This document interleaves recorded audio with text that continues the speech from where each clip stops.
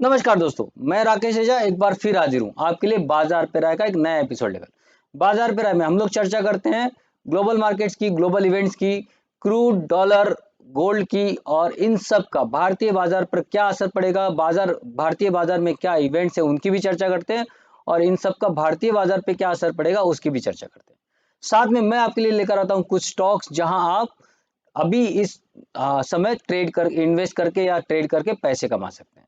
तो शुरुआत करते हैं डिस्क्लेमर के साथ में कि मैं सेबी रजिस्टर्ड एनालिस्ट या एक्सपर्ट नहीं हूं। मैं जो भी यहाँ आपके लिए लेकर आया हूं वो एक एजुकेशनल पर्पज से लेकर आता हूं। जो इन्फॉर्मेशन है वो या जो भी चार्ट वगैरह के लिए मैं जानकारी आपको यहाँ देता हूं वो एजुकेशनल पर्पज से, तो आप उसको एजुकेशनल पर्पज के हिसाब से देखें और किसी उस बेस पे कोई भी ट्रेड लेने से पहले अपने फाइनेंशियल एडवाइजर से जरूर सलाह लें, या आप अगर अपने हिसाब से ट्रेड करते हैं तो अपने रिस्क पे लें, क्योंकि आपको होने वाले किसी भी फायदे या नुकसान के लिए मैं जिम्मेदार नहीं हूँ।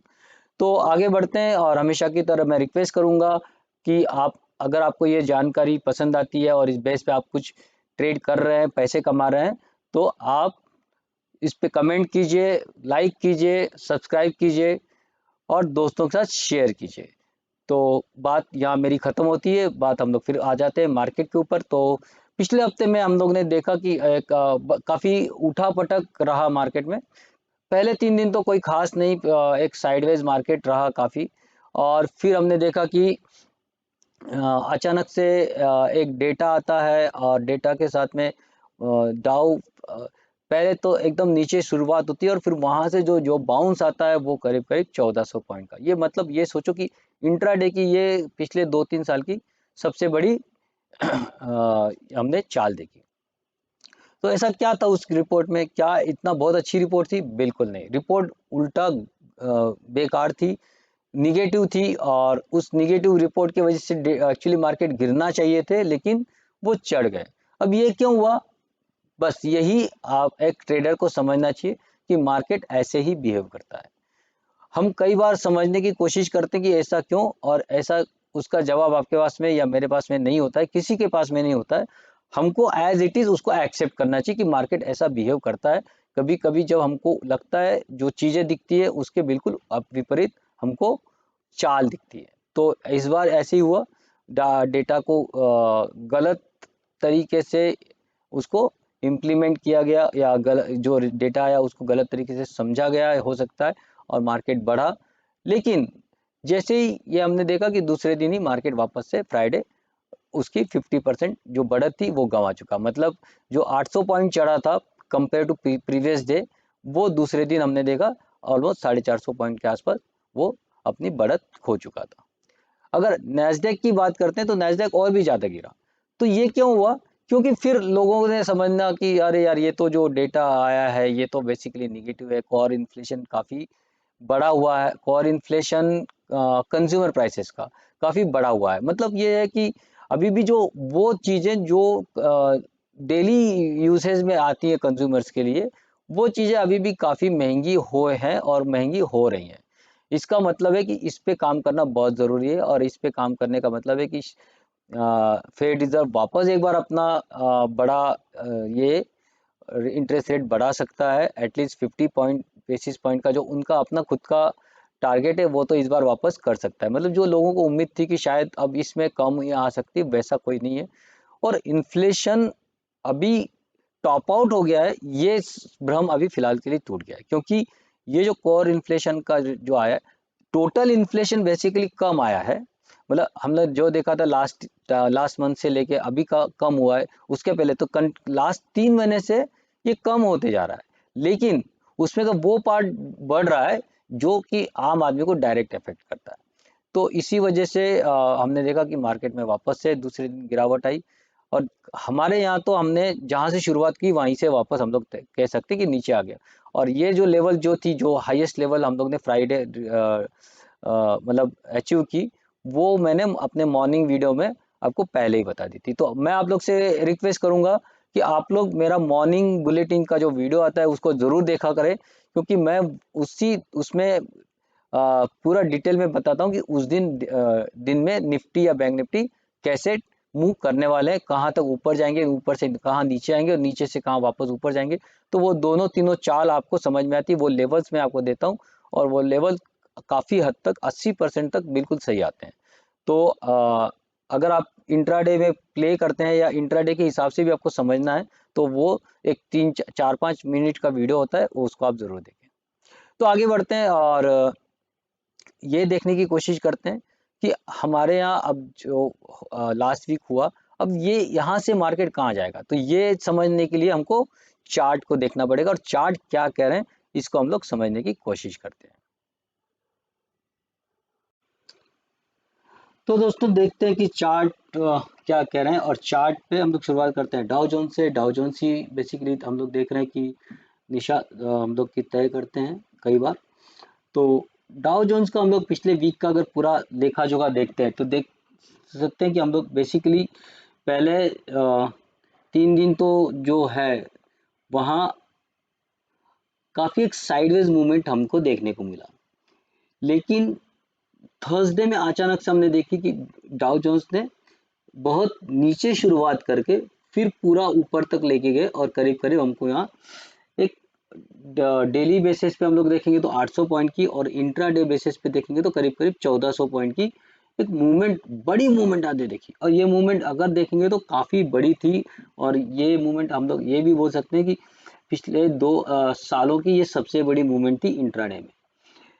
लेकिन ये मूवमेंट क्यों आई, क्या कोई अच्छी बात हुई थी? तो बिल्कुल भी नहीं, क्योंकि जो डेटा आया था वो तो काफ़ी नेगेटिव आया था। वो बता रहा था कि core inflation, consumer prices base inflation है वो बढ़ के आया है और अभी वहाँ टॉप अप होने का चांस अभी नहीं दिख रहा है। तो फिर भी इसके बावजूद ये मूवमेंट क्यों आई?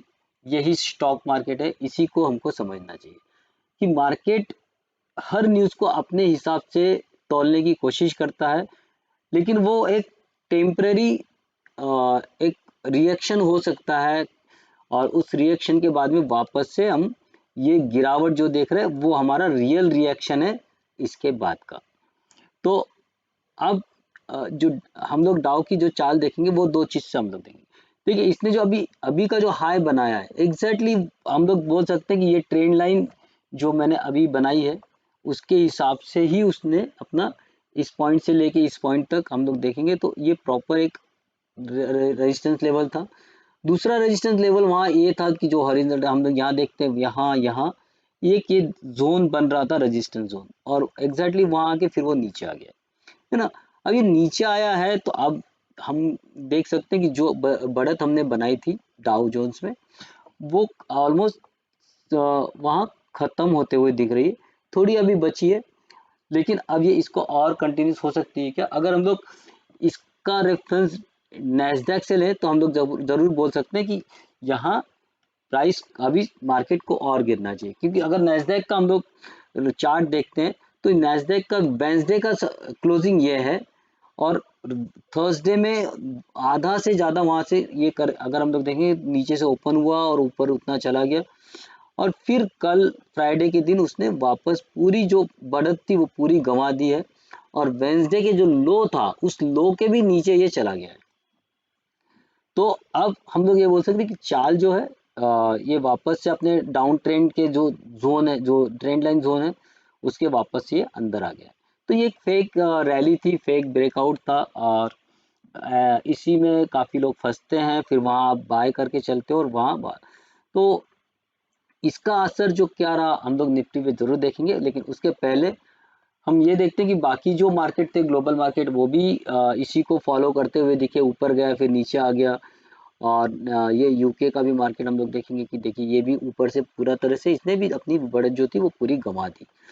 तो ये इसी हिसाब से रहा कि बाकी जो असर हमको अभी यहाँ दिखने को मिल रहा है हांगकांग में या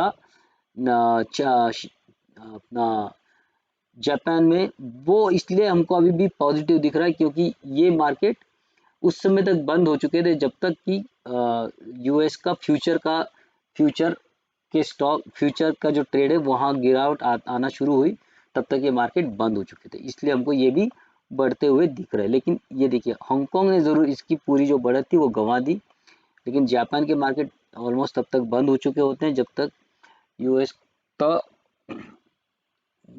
ये जो असर रहा वो सब जाता रहा, और हो सकता है अब हम लोग मंडे जापान के भी मार्केट में मंडे में गिरावट उसको जाते हुए दिखेंगे।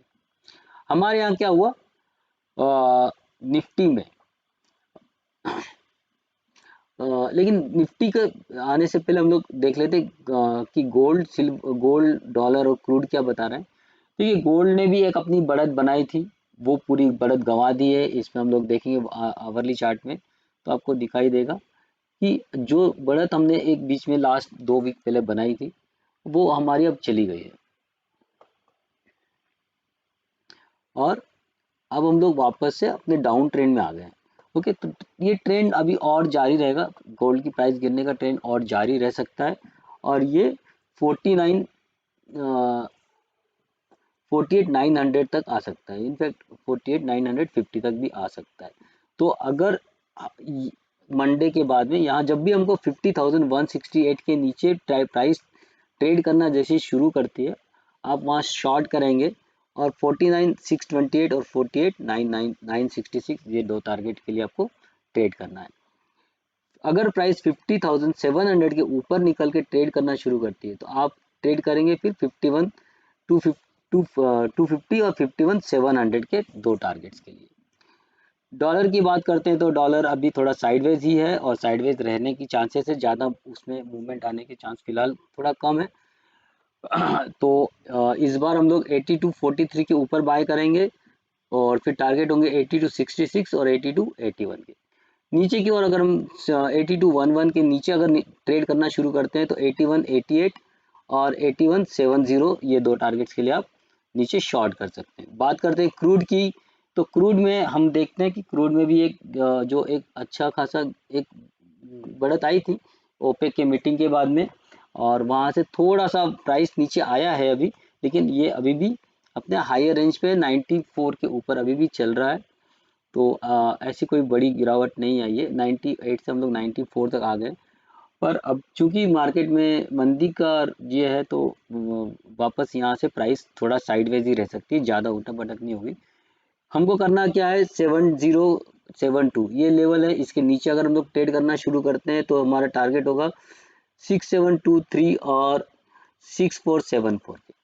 प्राइस अगर 7350 के ऊपर निकल के ट्रेड करना शुरू करती है तो हम लोग वहाँ बाय करेंगे, फिर टारगेट्स होंगे हमारे 7726 और 8088 के। अब इन सब का असर भारतीय बाजार पे क्या होगा हम लोग उसको भी देख लेते हैं, क्योंकि अब मार्केट में एक देखिए मार्केट अब काफ़ी मंदी के साइड में ही है, अभी तक वहाँ कोई मौका नहीं है कि अभी हम लोग बाय करें। सेल ऑन राइज ही मार्केट है, और इसी वजह से हम लोग ने देखा ये जो लेवल्स है, ये लेवल्स मैंने फ्राइडे के दिन भी दिए थे कि मेरे हायर लेवल दिए थे। प्राइस एक्चुअली वहाँ ही खुला, फिर वापस थोड़ा ऊपर ना के वहाँ वापस सेकंड टाइम वापस टच किया और नीचे आ गया।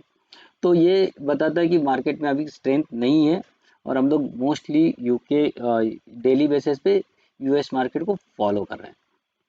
भले हम लोग आउट परफॉर्म कर रहे हैं, वहाँ वो जितना गिरते हैं हम लोग उतना नहीं गिरते हैं, हम लोग गिरते कम है चढ़ते ज़्यादा है, लेकिन फॉलो हम लोग उन्हीं को करते हैं। तो अब हमको क्या करना है निफ्टी में अब देखिए जो लेवल तो अभी हमको दिख रहा है 17,200 का बंद हुआ है, लेकिन एज पर अगर हम लोग ये देखें कि एसजीएक्स निफ्टी क्या बता रहा है तो वहाँ हमको दिख रहा है कि प्राइस करीब करीब 165 पॉइंट नीचे ये ट्रेड कर रहा था जब ये फ्राइडे रात में बंद हुआ। तो यही से अगर हम लोग इसको ही क्लू बनाते हैं तो ये है कि 17,000 ये वापस मेरा एक बाउंड्री लाइन होगी इस वीक के लिए। 17,000 के नीचे हम लोग बियर मतलब हम लोग बेरिश रहेंगे, और टारगेट्स फिर होंगे हमारे 16,851 16,746 और 16,571, ये 3 टारगेट्स के लिए आपको शॉर्ट करना है पोजिशनली। लेकिन जब भी इन लेवल्स पे आएगा प्राइस वहां से कुछ ना कुछ रिवर्सल देगी, ऊपर देगी नीचे देगी, ये डेली बेसिस पे डिफरेंट होगा। और डेली डिफरेंस जो होगा, डेली बेसिस पे क्या चेंजेस आते हैं वो अगर आपको देखना है, उसके लिए मेरा मॉर्निंग वीडियो आप जरूर देखिए जो मैं जनरली डेली 8 बजे के आसपास पब्लिश करता हूँ। और जो उसमें मैं इंट्राडे की लेवल्स भी देता हूँ, और वो लेवल काफ़ी हद तक 80% तक आपको गाइड करती हैं कि क्या किस लेवल पे आपको क्या करना है। तो आप मेरा मॉर्निंग बुलेटिन ज़रूर देखिए। तो बात करते हैं कि अगर 17,000 के ऊपर क्या होता है तो क्या करेंगे। 17,000 के ऊपर जब तक हम लोग रहते हैं तब तक हम लोग को शॉर्ट नहीं करना है, खास करके बड़े लेवल के लिए पोजिशनली। हम लोग इंट्राडे में वहां हम लोग देखेंगे, लेकिन अभी फिलहाल 17,000 आपके लिए बाउंड्री रहेगी, जो आपको बताएगा कि हम लोग जब तक बेरिश नहीं है तो उसके ऊपर रहता है। जैसे कि अगर उसके ऊपर ट्रेड करना शुरू करता है हम लोग बाय करेंगे। फिर हमारे टारगेट्स होंगे 17,168 और 17,350। ये दो टारगेट्स के लिए हम पोजिशनली बाय साइड में रह सकते हैं। बात करते हैं बैंक निफ्टी की, तो बैंक निफ्टी के लिए इस बार के जो मेरा लेवल्स हैं वो सिंपल है। 38,851 ये मेरी बाउंड्री होगी। उसके ऊपर जब तक अब हम लोग हैं हम लोग बाय साइड में रहेंगे। हमारे टारगेट्स होंगे 39,580, 40,000 और 40,500 के। नीचे की ओर अगर हम लोग ट्रेड करना शुरू करते हैं, जैसे ही 38,850 हम लोग तोड़ते हैं तो हमारा नीचे का टारगेट होगा 38,428, 37,960 और 37,380। ये तीन टारगेट्स के लिए आपको ट्रेड करना है। इंट्राडे में क्या करना है वो आपको मेरी मॉर्निंग बुलेटिन में मैं आपको गाइड करता रहूंगा। बात करते हैं शेयर्स की, जो मैंने लास्ट वीक में दिए थे वो है एक तो अतुल ऑटो। आप देख सकते हैं कि इसको मैंने दिया था लास्ट टाइम बाय करने के लिए। ये मेरी था 214 के ऊपर बाय करना है। बेसिकली ये उस दिन बहुत ही गैप अप खुला, फिर नीचे आया और हमको 227 तक का रिजल्ट दिखाया, और फिर ये इसने वापस से हाई जो बनाया वो 289 का हाई बनाया। तो अगर हम लोग ये देखें कि हम लोग ऑलमोस्ट अपने लेवल्स पे आसपास पहुंच चुके हैं। तो अगर हम लोग इस लेवल से बाय देखते हैं तो भी हमको करीब करीब ये 27% का 30% का मूव, हम 27% का मूव हमको अपने लो से भी मिल चुका है ना। तो ये है बेसिकली टेक्निकल एनालिसिस की पावर, कि इतने हम लोग ने ये निगेटिव मार्केट में भी कमाया ना। ये सिर्फ उस दिन नहीं बढ़ा है, ये हर दिन बढ़ते बढ़ते ऊपर गया है, चाहे मार्केट पॉजिटिव रहा या निगेटिव रहा। हाँ, लेकिन उसके बाद मैंने आपको एक और शेयर दिया, स्टॉक दिया था, वो मेरा वो मेरा नहीं चला। मुझे नाम याद अभी आ नहीं रहा, एक्चुअली मैंने डिलीट कर दिया फिलहाल। तो उसका मेरा स्टॉप लॉस हिट हो गया था। फिर इस बार मैं आपके लिए लेकर आया हूँ तीन स्टॉक्स। उसमें से पहला है मेरा शेमारो एंटरटेनमेंट, और यहाँ आपको करना है बाय। आपको बाय करना है 183 के ऊपर। टारगेट होंगे 267। ओके, और 267 के लिए आपको बाय करना है। स्टॉप लॉस होगा 149 का। दूसरा स्टॉक से जो मैं आपके लिए लेकर आया हूँ वो है रामा स्टील। इसको पहले भी मैं रिकमेंड कर चुका हूँ। अब मतलब ये जो लेवल थे वो उस लेवल पे आ चुके जो जिस पे मैंने आपको रिकमेंड किए थे, वहां से ये नीचे आके फिर से वापस ऊपर बढ़ रहा है।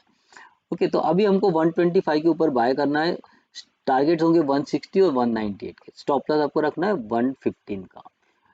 एक और स्टॉक में आप ये लेकर आए वो है राजेश एक्सपोर्ट्स। और राजेश एक्सपोर्ट का भी यही है कि पहले भी हमारा ये टारगेट हासिल कर चुका है। ये वाला 874 का मैंने टारगेट दिया था लास्ट टाइम, जब मैं हम लोग 684 के 695 के आसपास ही मैंने तभी भी दिया था, और इनफैक्ट 632 के आसपास दिया था। अभी जो मेरा स्टॉप लॉस है और 874 के टारगेट है वो सारे मेरे अचीव हुए थे। अब हम लोग वापस मैं आपके लिए लेकर आया हूँ। इस समय फिर मुझे ये दिखा रहा है कि ये ऊपर जा सकता है, तो हमको बाय करना है 695 के ऊपर। 788, 909, 996 ये तीन टारगेट्स होंगे हमारे, और स्टॉप लॉस होगा 632। देखिए, जब भी आपका फर्स्ट टारगेट अचीव होता है तो वहां आप थोड़ा प्रॉफिट बुक करिए। सेकंड टारगेट आता है तो फिर थोड़ा प्रॉफिट बुक करिए और अपना स्टॉप लॉस को ऊपर ऊपर लेते आइए। अगर आप फर्स्ट टारगेट के पास आ जाते हैं तो अपना स्टॉप लॉस को आप बाइंग प्राइस पे लेके आइए। इस टाइप से आप ट्रेड करेंगे तो ही जाके आपको वहां अच्छा प्रॉफिट दिख सकेगा।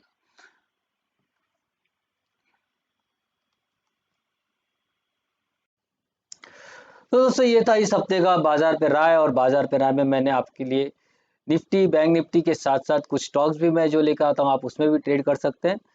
लेकिन एक बार फिर मैं आपसे बताना चाहूँगा कि मैं सेबी रजिस्टर्ड एनालिस्ट या एक्सपर्ट नहीं हूँ।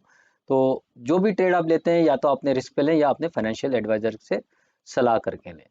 और अगर आपको चैनल की जो इन्फॉर्मेशन है वो पसंद आ रही है तो कमेंट करें, लाइक करें, शेयर करें, और अगर आपने सब्सक्राइब नहीं किया है तो अभी सब्सक्राइब करें। इसी के साथ में मैं आपसे विदा लेता हूँ। अगले हफ्ते फिर मिलूंगा बाजार पर आए के एक नए एपिसोड के साथ में, लेकिन उसके पहले मैं मंडे टू फ्राइडे मेरा मॉर्निंग वीडियो जो लेके आता हूँ, उस मॉर्निंग बुलेटिन में मैं आपसे मंडे मिलूंगा। नमस्कार।